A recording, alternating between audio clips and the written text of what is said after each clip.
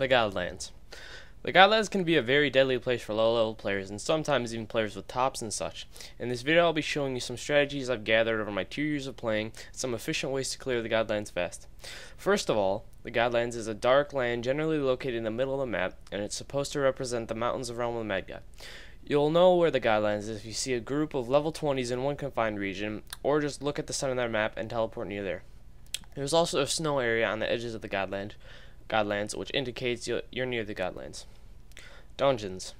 Some of the dungeons in the Godland that can only be found there or via dungeon keys are the Sprite World, dropped by the Sprite Children, the Abyss of Demons, dropped by Medusa, the Mad Lab, rarely dropped by the Flying Brain, the Haunted Cemetery, dropped by the Headless Horseman, and the Undead Lair, dropped by the Ghost God.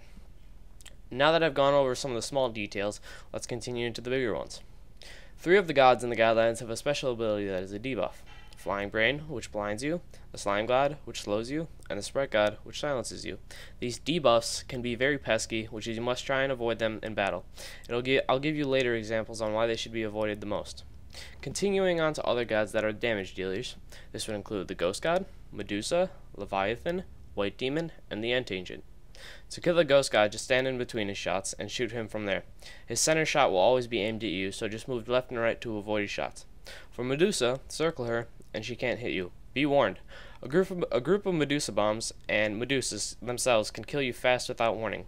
For the Leviathan, just stay back and try to hit him.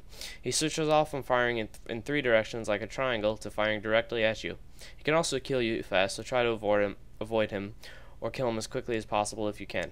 The White Demon shoots 3 armor-piercing shots that do 45 damage. Do the same with the Ghost God and move left and right. Shoot at him, and he will die quickly. Lastly, there's the Ent Ancient, who is probably the least damage from the damage dealers.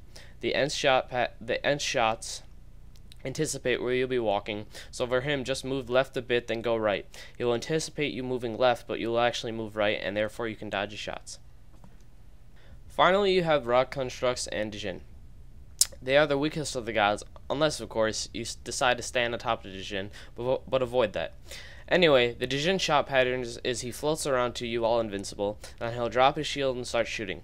Just dodge in between his shots and you'll be fine.